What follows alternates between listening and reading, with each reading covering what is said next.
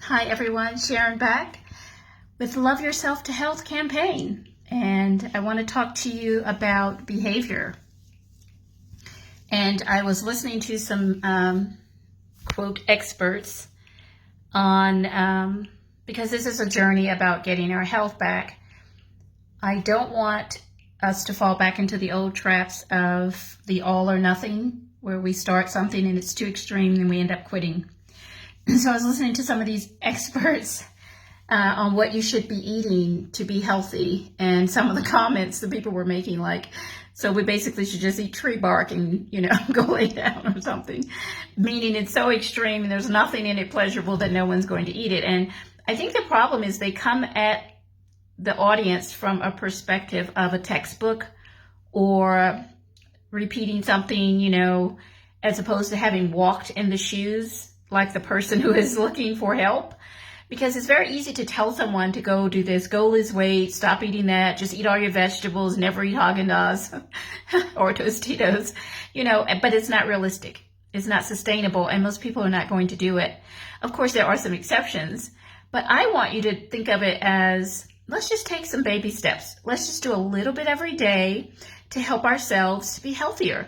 We don't have to do it all in one day. We didn't get here this way in one day. It took time. Some of us, it took years to get in this state. So let's not go to the extreme, because extremisms rarely work and they aren't sustainable for most people. So rather than cutting out everything you like, just try to incorporate and add in some things that are better, that are healthier. Like I was talking about in the other video, celery.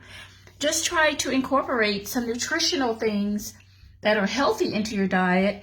And maybe just like, instead of saying, oh, I'm going to run a marathon, maybe you could start with stretching. Maybe you could start with walking. And equally important to what you're doing, what you're eating, and how your, movement and all that is, you got to get this part up here. I'm hitting my head. You got to get your mind right. You have to think right. You have to program your mind, because where your mind goes, you follow, and what you focus on grows and expands, and you attract more of that to you.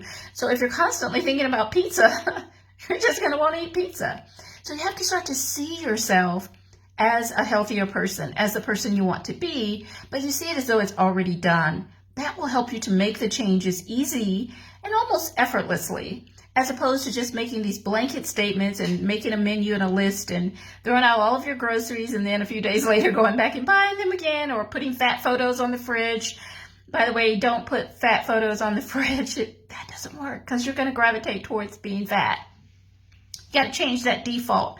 I call it the default, the image in your mind, and that's the one you will revert back to every time. So even if you lose weight, you'll go back to being fat. And if you're on medications and you want to get off, you just have to start to see yourself as a healthier person, and then slowly make changes until they can stick, and then build from that. Don't do this all or nothing, tree bark forever. I'm never going to eat Krispy Kreme donut again.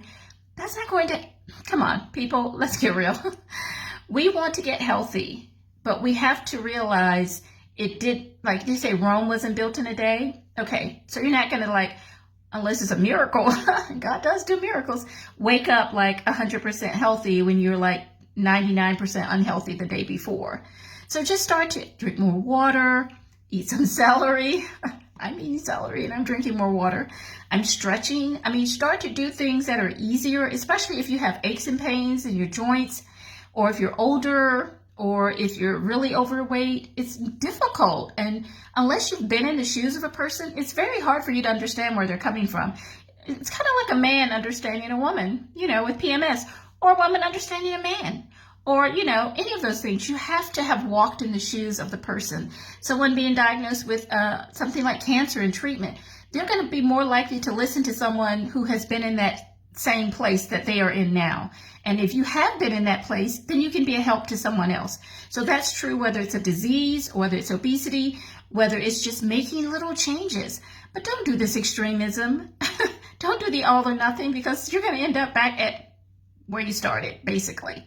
Let's make gradual changes. Let's change our minds first. Let's change our default image from unhealthy to healthy. Let's meditate on words that take us towards our goal, so that our behavior will line up, because where your mind goes, your behavior is going to follow.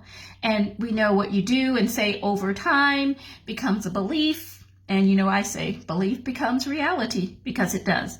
So let's skip the extremisms, forget all the experts. I'm not an expert. Did I say that? I'm not a doctor. I'm not here to diagnose, treat, or cure any disease. I hope I said that, but I have to say that.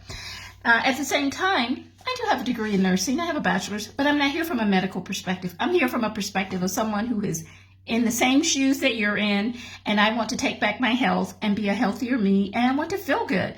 Hence, I'm going to plug right here, watch Feel Good Network on Roku, because that's my TV station, and everything on it is about feeling good, including this subject. So love yourself enough excuse me, to do a little bit every day to restore your health, to get back your health. Love Yourself to Health is the name of the campaign. Like the page on Facebook if you don't mind. Share and support the fundraiser. You know, the fundraiser is for my charity, Addie Mae Jackson for Hope, which I named after my mom, and to help people so they don't go through what she went through, and to bring hope to the hopeless. I'm talking kind of fast because I'm about to run out of time. So I hope that you will join me on this campaign towards health. Love yourself to health, and you'll skip the extremisms and skip the experts who are telling you you just have to do this, this, and that, and eat tree bark forever. That's the only way you're going to have it. You know, it's like, that may be true, but who's going to do it, really? Are you? I'm not. Okay. So get you some celery. That's the first thing we talked about. And then we'll be talking about some other foods you can incorporate. Add them in to whatever your diet is, and over time you'll push away some of those old ones. So you already eat celery when you eat hot wings, so now just eat it anyway all the time. You know, it's not going to hurt you. It's going to help you. And watch that video if you want to know how it's going to help you, because it's amazing. Okay, I'm going to wrap it up. I just want to encourage someone. Don't give up. Don't worry about what the experts are saying. If you feel like, I can't do that, I might as well not even try. Yes, you can do this, because we're doing it one day at a time, one food at a time, one idea at a time, and we're going to build on that. And if we start here, in a year from now, we'll be a whole nother person. We'll be a healthier person. We will love ourselves every day by doing a little bit of something to be healthier. And I hope you'll join me, because, hey, it's more fun together, right? So anyway, this is Sharon. I'm going to wrap it up and say bye, and I'll be back with another video on how you can join me and we can love ourselves to health. You can love yourself to health. I can love myself to health. You know what I mean. Okay, so that's it. Hope I got it all in. I'll see you next time. Have a beautiful, blessed evening. And remember, love yourself to health.